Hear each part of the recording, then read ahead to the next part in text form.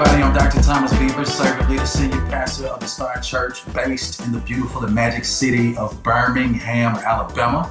And I want to take this opportunity to welcome you to what I call Unconventional Conversations. I wanted to give you some different content other than me just preaching on Sunday mornings. I pray that you will be blessed, inspired, fueled, and re-energized by these conversations. Unconventional Conversations is a spinoff from a sermon series that we did in summer of 2022 entitled Subjects That Sizzle.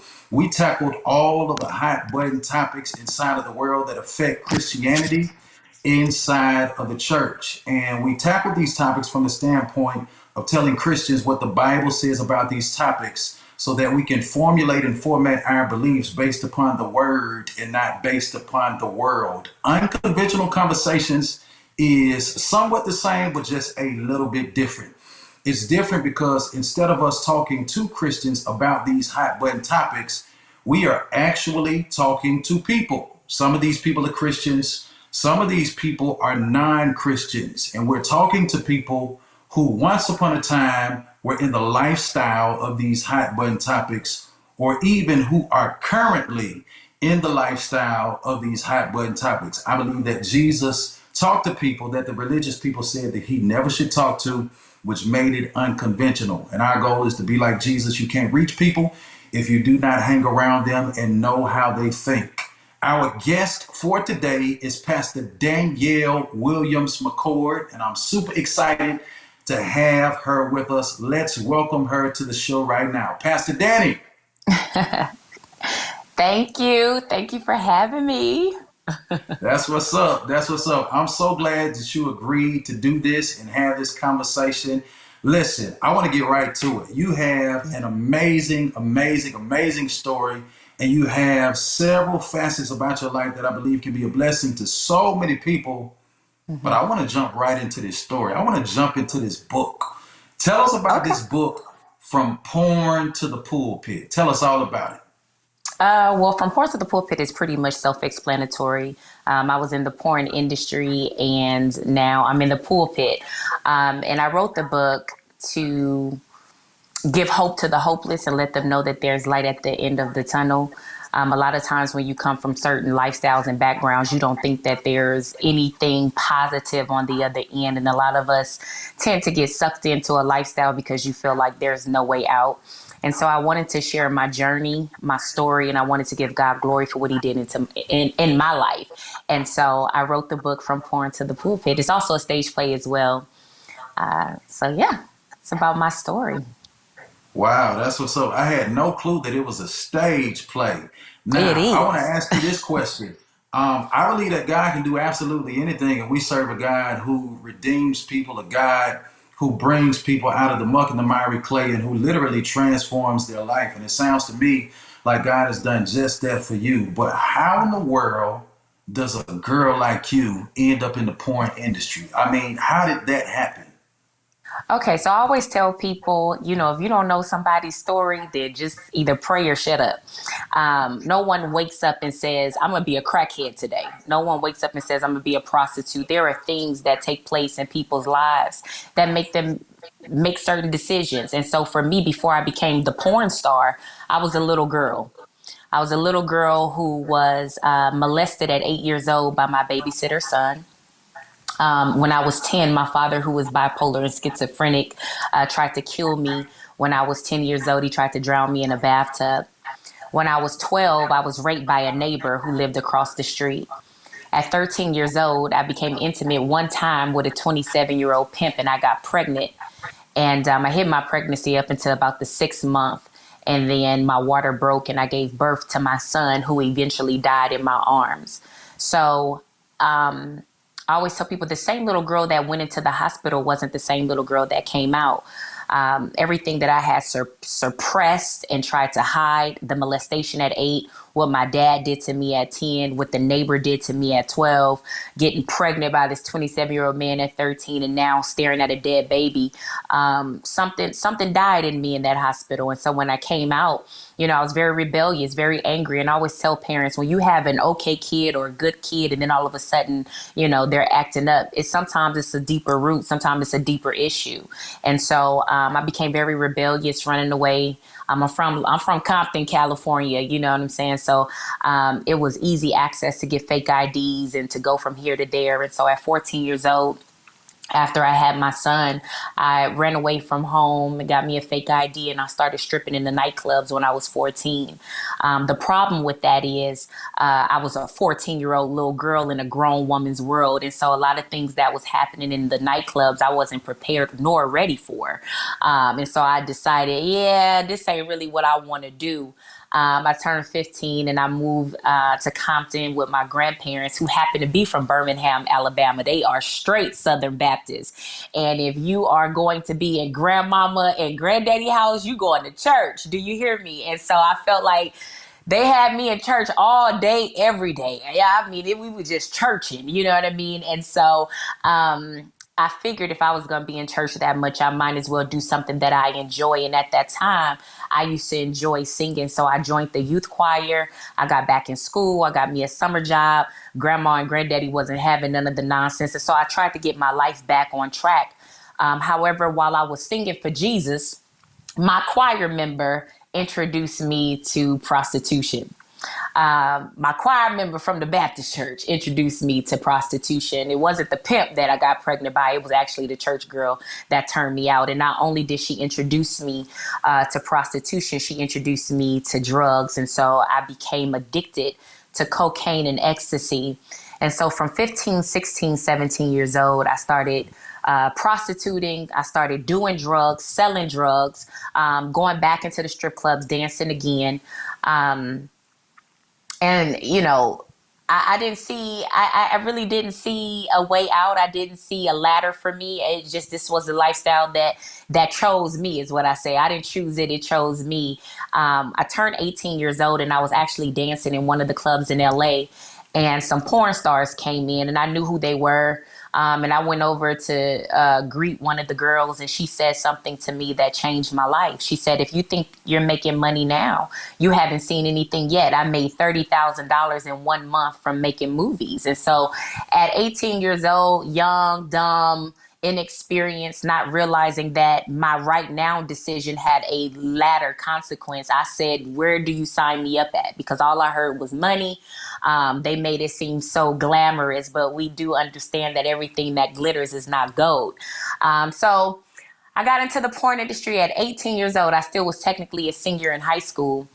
And I started doing pornography, and she did not lie. She said, if you think you're making money now, you haven't seen nothing yet. And I made more money than I've ever seen in my life. When I got into the porn industry, I had access to celebrities, ball players, athletes. I was able to travel around the world at 18, 19 years old. And I saw a lot of money, but I also saw a lot of destruction. I had all this money. I had all these bags. I was able to be in all these celebrity events, but I was dying on the inside. My drug use had increased. I had overdosed almost 3 times. I became a raging alcoholic, but I had money. And it reminds me of this scripture: what profit is it to a man to gain the whole world and lose his soul? Because that's exactly what was happening. I had money, I had bags, I had every car except for a Bentley, and I was dying on the inside. But again, I did not see any light at the end of the tunnel. I didn't see another way, another life, an out, if you will. And so as a result of this lifestyle, I got to travel a lot. And this man contacted me online, and he flew me from Los Angeles to New York. And this man locked me up in a basement. He beat me. He raped me. He was a man from the island, so he was into voodoo. So he chanted over me, and he told me over and over again that he was going to kill me. And Pastor Beavers, I had been through some situations prior to that. You know, I have been raped out there in the streets. I have been robbed by pimps, kidnapped by pimps. I've been held at gunpoint, little stuff, but nothing like this. This was, I tell people, this was like a scene out of a horror movie with this man. And I knew that he was going to kill me. It was just a matter of time when he was going to. And so because I was a hypocrite, I was a hypocrite. And a lot of people were like, what's that? You know, we sit next to him, you know, every Sunday, a hypocrite. Those who have religion but no relationship. Those who have church but no change. I still went to church because, again, my Southern Baptist grandparents taught me to go to church. It was the right thing to go to church. No matter what type of lifestyle you led, you needed God in your life. And so even though I was a stripper, even though I was an escort, even though I sold dope, even though I was a gangbanger, even though I was running the streets and doing all this, going back and forth to jail, I still went to church.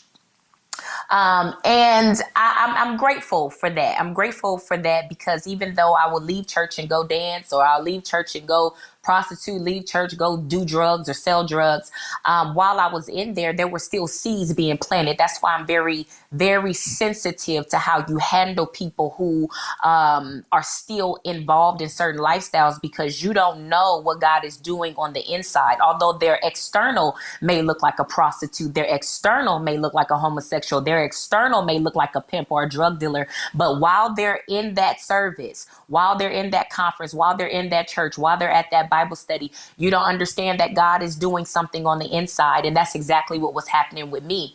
So while I was in this basement, waiting to die, really, something in me said, pray, Danielle. And I prayed like I never prayed before. And I said, Lord, if you get me out of this time, because, you know, we'll say, Lord, you get me out of this. And then he gets us out and we go right back. But I knew this time, if he gave me not a second chance, but another chance, that I was done with the lifestyle. And so I prayed, Lord, just please don't let me die. I'm done. I'll change my life for you. Just let me live. 3 days later, that man's friend came to that house, and he came through the basement for whatever reason. And he happened to find me, and we both looking at each other crazy, and he's looking shocked. I'm looking shocked. I don't know if he's in on the plan or what.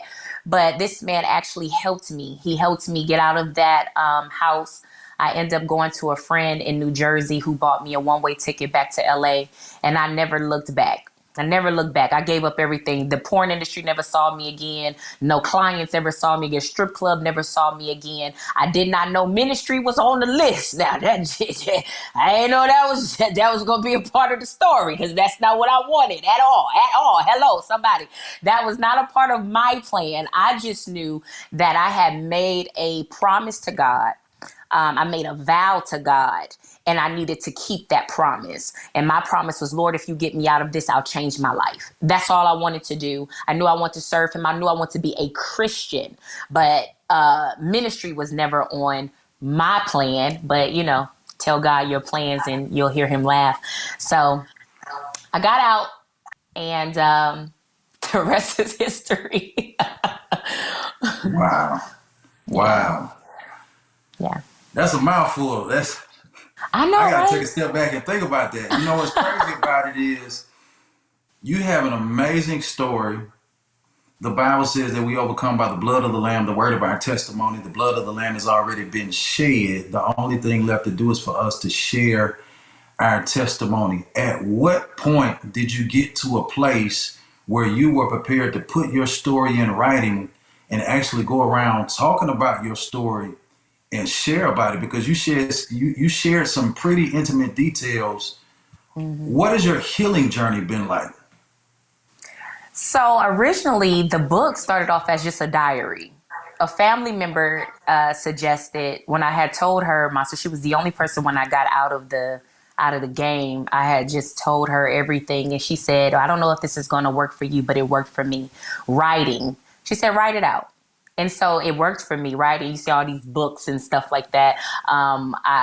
Writing and reading had become something that was a form of my healing process. And so it started off as a diary. And I just was, as I was writing, God started bringing things back to remembrance, because at times trauma will have us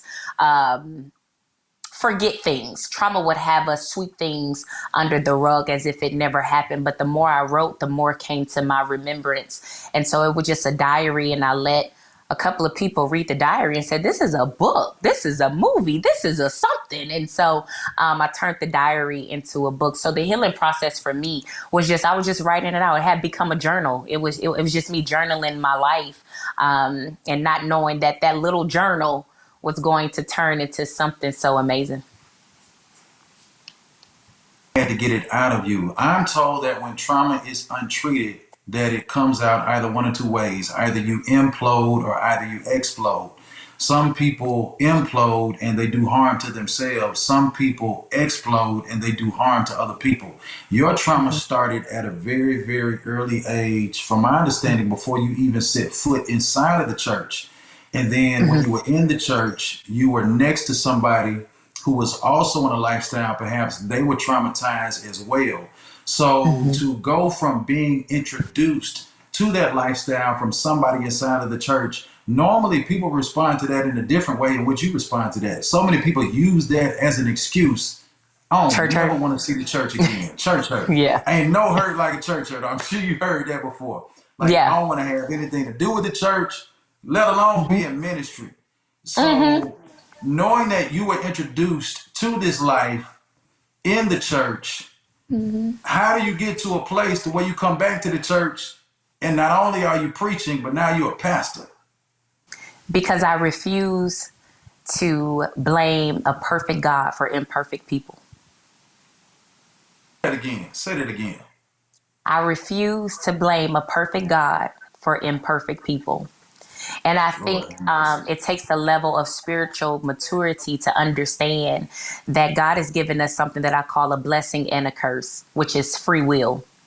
It's a blessing for us to have free will to make our own choices and decisions, but it's a curse to have our free will to make our own choices and decisions because we don't always choose the best. I understand that because of free will, people have the ability to do whatever they want to do, whether that's good, bad, evil, or great things. And so this person and the people that I've met along the way, they had a choice. And then I had a choice. When she introduced me to that lifestyle, I could have said, no, I'm good. But it was introduced to me in the church and I had a choice to say no, but I said yes. The power of influence. I say yes. That didn't have nothing to do with God because this lady introduced me to this and I went along with it. That had nothing to do with God. And I think a lot of people have to get to a place of maturity to where they understand that I love God more than what any person or human being could ever do to me. Wow. So I want to ask this question. You mentioned all of the money you made while in the porn industry. The money you made, that's your personal business, but I'm sure it was a lot and a lot and a lot and a lot of money. I talk to people all the time who may be in a drug gang or who may be doing something that is lucrative to them, but perhaps it is illegal or perhaps it is not the best decision. And one of their biggest hindrances to getting out of what they're doing is going back to a regular job and going from the type of money that they were making to the type of money that they were making just doing a regular job. What was your financial adjustment like, and how did you process that emotionally, intellectually? Like how do you go from making all that money to, I don't know what you make now. I'm not in your pockets, but at the same time, I assume you made more then than what you make now.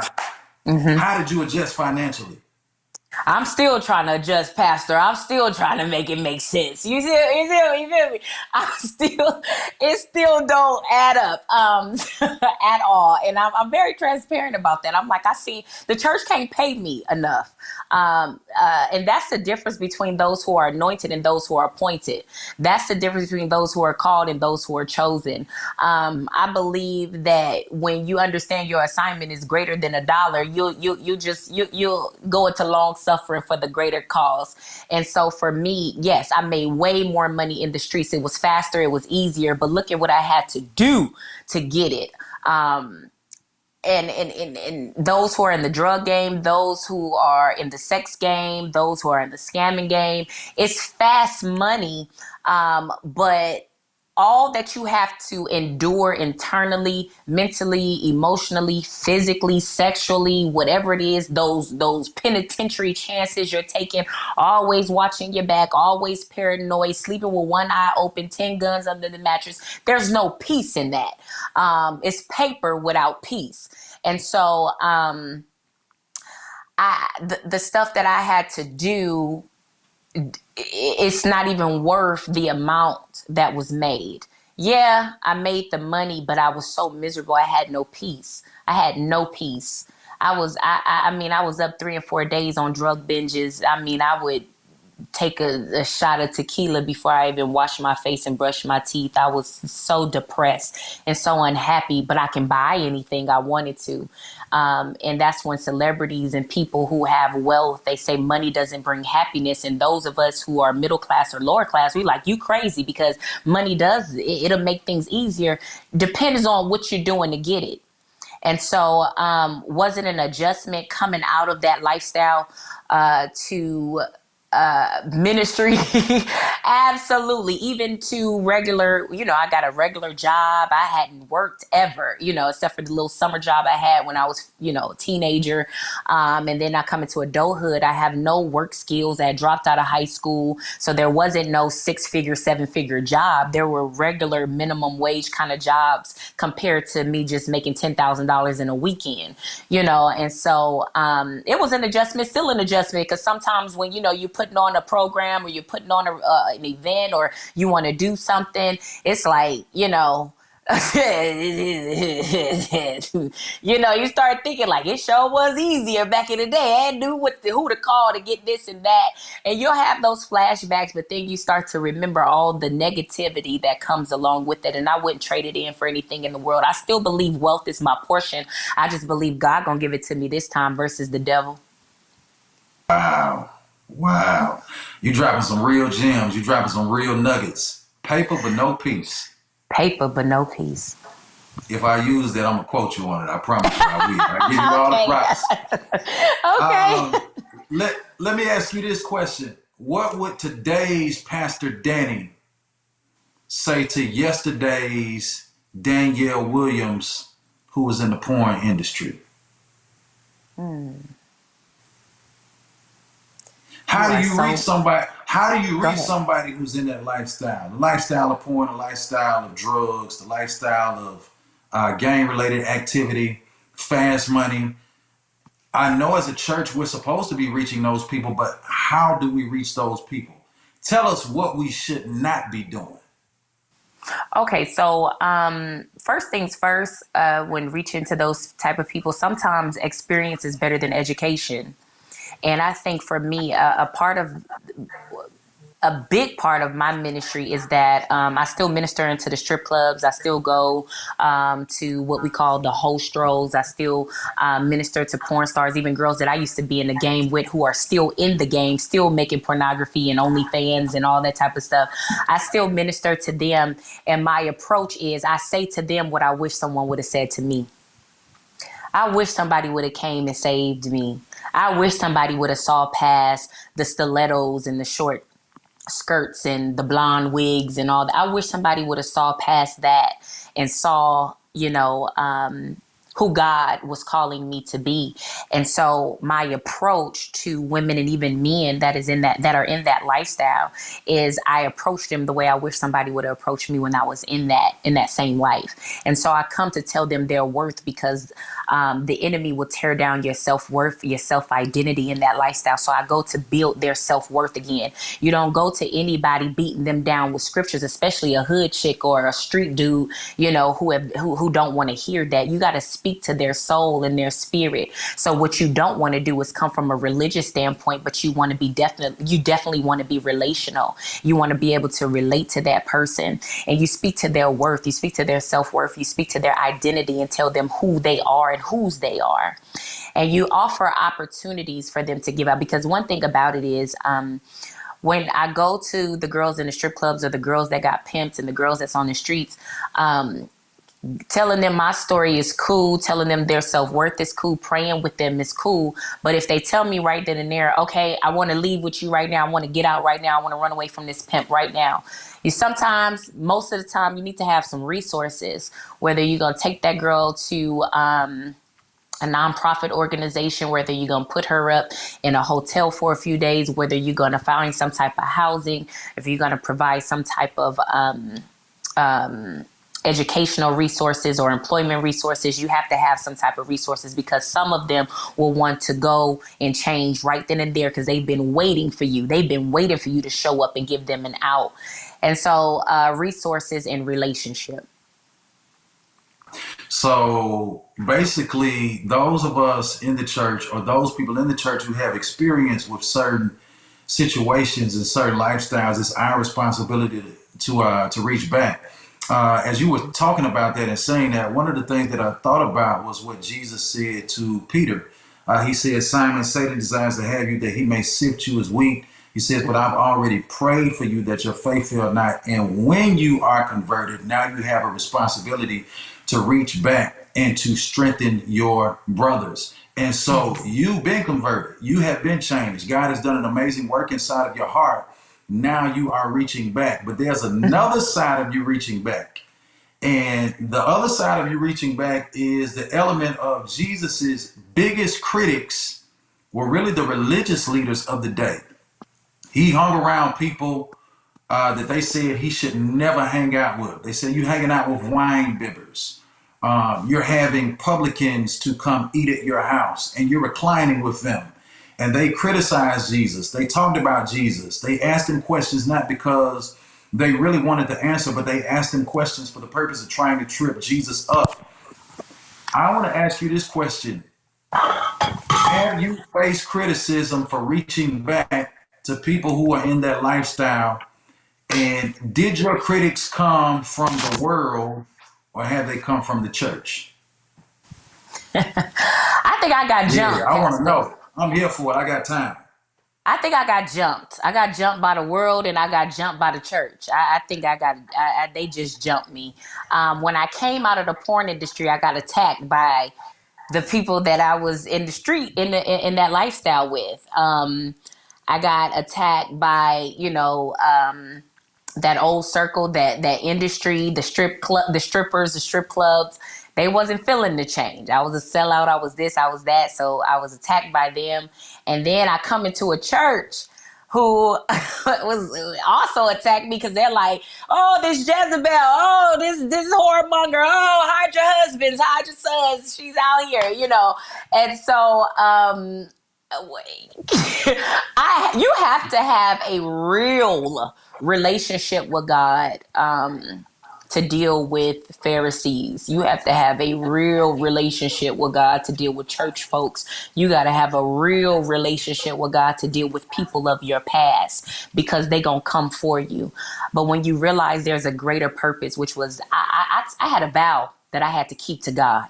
No matter if the world was mad or whether the church didn't understand me, it wasn't about none of y'all. It was about what I told God in that basement, and I was going to stand 10 toes on that. And I'm still standing when warfare comes, when affliction comes, when attacks come. I always go back to the vow that I made in that basement at 19 years old. I said, Lord, if you get me out of this, I'll change my life for you. Just don't let me die. He held his end of the bargain. So it's like I'm locked in to what I said to him, even at times when I want to give up and throw in the towel, even at times where the world was attacking me and they didn't understand my conversion, even when the church didn't receive me because I didn't look like them, I didn't talk like them, I didn't come from the same background as them. I still held on to the vow. I'm not worried about people.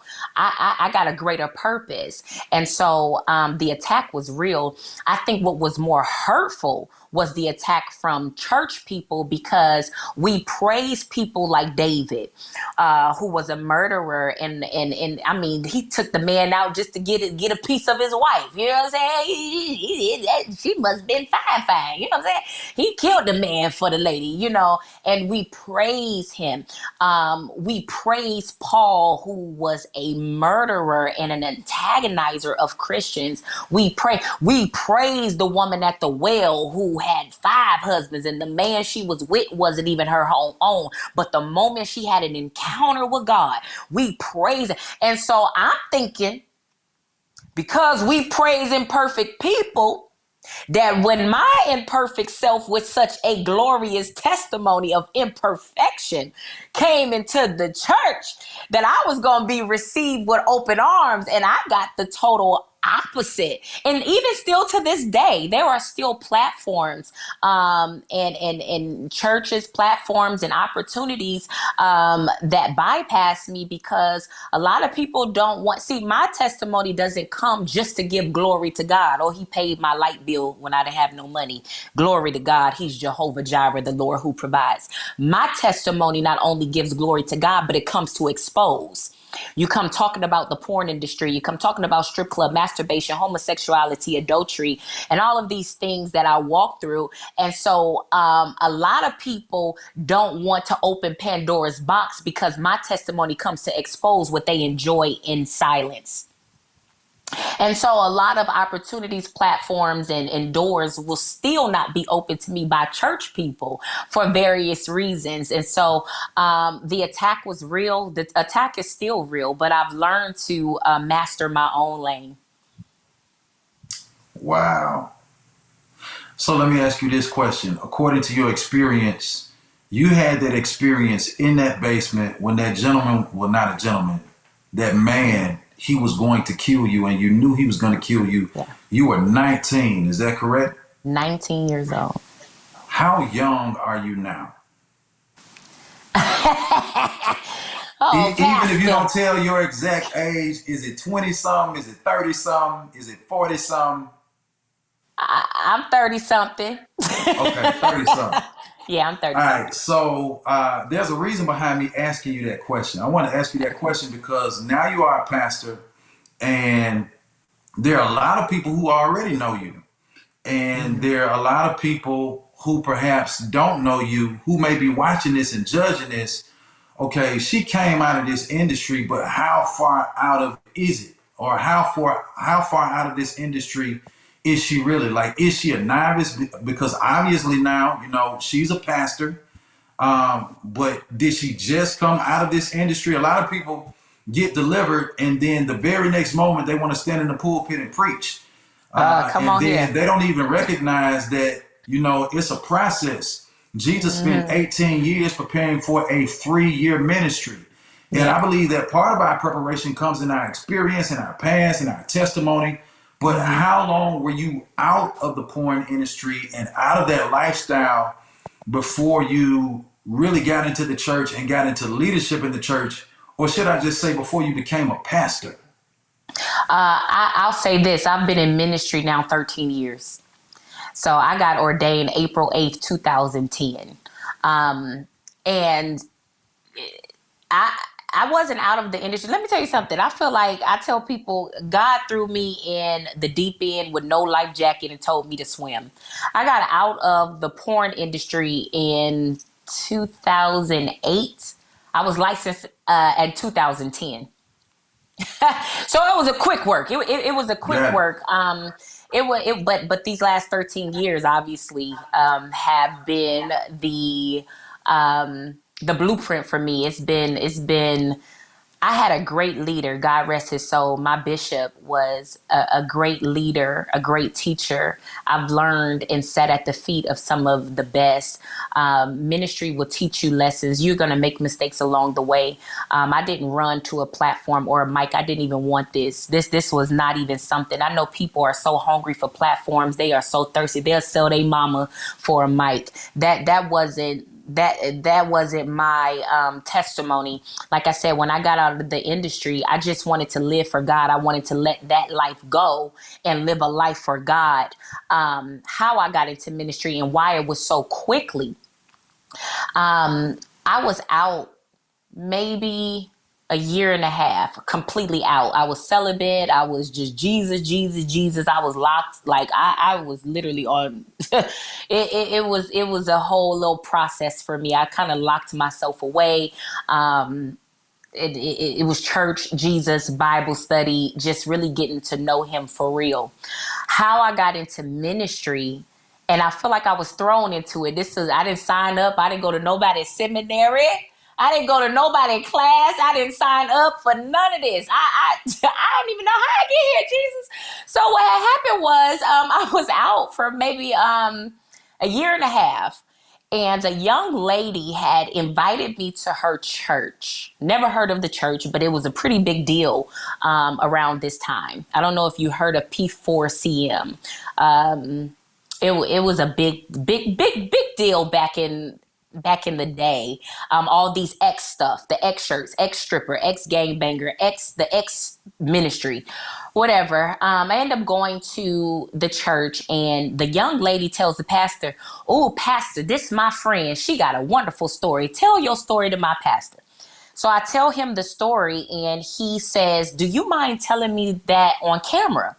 And I said, "No, I don't mind." Still not knowing how major the ministry was or how big their movement was. Set up a day to do an interview with him. And once I did the interview goes viral. This is back on World Star Hip Hop when YouTube first came out, Media Takeout. This is before Instagram and Facebook really was popping like that. It was World Star Hip Hop, YouTube, Media Takeout, all of that type of stuff. And so it went viral. And so from that viral moment of me telling my testimony, the phone started because they created me an email address. I still have that email to this day. It's xpornstar3 because they were the X ministry. Whatever your testimony was, they put a big X in front of it. And that was their thing. And so they created this email for me, and it flashed across the screen. From that video, it went viral. So many people started contacting me: radio, television, universities, churches, from mega to storefront, international, national. I mean, all these, it's just literally, I woke up to all these engagements from all these different people. And so I took those engagements. And so from there, it started with just me telling a testimony. But I saw what the testimony was doing to other people. I said, I'm ministering to folks. There are people who are relating. If you never done porn or you never been a stripper, maybe you had a father who was schizophrenic or bipolar or alcoholic. Maybe you have been molested. Maybe you had, gang violence. Maybe you grew up with drugs and alcohol. It's some part of my story that somebody can relate to. And so the testimony turned into ministry because I saw the impact of it. And then all of a sudden, this book came along. I wrote this book, From Porn to the Pulpit. And then next thing you know, one day I started preaching, and here we are. Wow. Yeah. So what's the name of your church? The name of my church, we call it the New, but the official name is New Creation Christian Center. New Creation Christian Center in Atlanta, Georgia. In Atlanta, Georgia. How long have you been pastoring? When did you start it? I started pastoring 9/11/21. Pray for me. Got it. So in the middle of the pandemic? Planted a church in the pandemic. Jesus Christ. God bless you. God bless you. God bless you. So one of the things you mentioned in your story, you mentioned that you were under great leadership, and I believe that your bishop transitioned from earth into eternity. Your bishop died. Yeah. Who is your leader now? I am a proponent that every pastor needs a pastor. David said, the Lord is my shepherd. David is a shepherd, and David himself, who is a shepherd, had a shepherd himself. I believe that one of the areas that we lack as pastors is that we pastor and we shepherd people, but we have nobody who pastors and who shepherds us. And so be it that a shepherd is big in your life, who is your shepherd right now? I'm glad you said that. And I'm really scared of pastors who don't have any accountability. Just out here with nobody that can check you, or somebody that you're accountable to. I think every prophet needs a prophet and every pastor needs a pastor. And so for me, I sat up under one of the greatest voices in my lifetime, which was Bishop Anthony P.G. Sr. He transitioned on my 10-year anniversary, April 8th, 2020. So every year when I'm supposed to be celebrating the work that I've done in ministry and the work that I've done for the kingdom, it's bittersweet because he transitioned on that day. However, he did not leave us without a gift, without his voice, without a legacy. His son, Pastor Anthony P.G. Jr., took that place, and he has been pastoring the church in Los Angeles. He has been my covering. He has been my voice of reason, my extra push. He went from my brother to my covering, and I respect the position because sometimes people don't know how to respect the oil on your life because of familiarity. But that wasn't the case with us. The moment he stepped in those shoes and stepped into that position, I honored him as that. He will check me. He is my accountability person. He is my covering, and that is who I report to. And I thank God that not only when my bishop transitioned, a lot of times when your pastor transitions, you're left without a voice, you're left without a covering. But that wasn't the case with me. So I do have a pastor. That's cool. I got a pastor too. My pastor's name is Dr. Ronald Sterling, and he's my accountability and my covering. He's been an amazing, amazing, amazing man of God and a blessing to my life. However, both of us met under the leadership of another great leader. That great leader is Dr. E. Dewey Smith, House of Hope of Atlanta. How did you get connected to Dr. E. Dewey Smith, the House of Hope, and how did you get connected to the Ambassadors Assembly? And if you're watching this and you don't know what the Ambassadors Assembly is, it's an assembly put together by Dr. E. Dewey Smith in order to collaborate and to help and to somewhat coach other pastors. And so I'm connected to it. Pastor Danny is connected to it as well. But Pastor Danny, how did you get connected to that? So I had been fellowshipping at the House of Hope every New Year's Eve. every New Year's Eve, I had been going to that church and following Pastor Dewey Smith. When he posted something about, I think I saw a post that he was going to be mentoring ministers. And it did. So I don't know, that thing just, it hit my spirit. It hit my shana real. I mean, it hit me. And I think it was, I believe it was right after my bishop had transitioned. So it was like, okay, my pastor, because my church home, I'm from Los Angeles, so my church home is in Los Angeles. In California during COVID was still shut down. You could not. I know us in Atlanta, us in the South, we had a bit more leniency with that, but in California it was no go. And so I don't believe that they were even back in service yet. They were still online. And so when I saw that, I said, I want backup everywhere, the front, the back, and the side. And so it just really pulled on my spirit to reach out to him. And I told him what had happened with my bishop. And so he was like, oh, yeah, come on, niece. Come on, niece. And so just being his mentee and sitting under his mentorship, the Ambassadors Assembly has really been a blessing. That's awesome. That's awesome. Pastor, and I get to meet wonderful people like you. I know, man. We got part of the assembly. I've met so many wonderful people who are a part of the Ambassadors Assembly. Got to be connected to you, and never would have been able to do this interview if I were not a part of it. Never would have even met you if I were not a part of it. Yes. Perhaps I would have heard your story because I know that it's circulating. But to be able to not only hear your story, but to be able to actually know the person who is actually telling this story, big ups to you. Big ups to you for everything that you have overcome, everything that you're able to share to be a blessing to other people's life. A lot of times we see people in a lifestyle, we glorify the lifestyle, but we don't know the pain and the trauma that comes behind and underneath the layer of glitter of that lifestyle. And you've been so open and so transparent. And I want to say thank you. Pastor Danny, can Thank you you. tell us how we can get your book and also tell people how they can follow you? All right, so this is the book, From Pouring to the Pulpit. Um, it's deep now, so if you're religious, I don't know, but if you know somebody that's in that lifestyle, whether it's stripping, prostitution, escorting, drug game, any of that, or even a little girl, little boy that's still dealing with the trauma of molestation, violation from those that they have trusted, this is a book that's really good for people's healing process. Also, the way that you can find me as far as social media, I am Minister Danny, Danny, on Instagram, Danielle Williams-McCord on Facebook. If you don't do that, you can also go to YouTube or post my preaching videos and certain things under Danielle Williams-McCord. And if you still don't do that, you can go to the website, which is dwmministries.com. I want to tell you, thank you so much for your time. Everybody, go over and follow Pastor Danny. I really believe that it'll be a blessing to your life. And Pastor Danny, I want to encourage you to keep fighting the good fight of faith. We are praying for you. We are praying with you.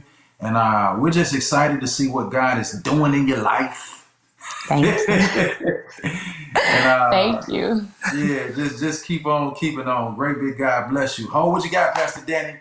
I want to thank everybody for watching Unconventional Conversations. I pray that you have been blessed, inspired, fueled, and re-energized. Do not forget to hit your subscribe button. When you subscribe, the content that we upload to this YouTube channel automatically pops up on your feed. Also, do not forget to like and to comment. I want to know your thoughts.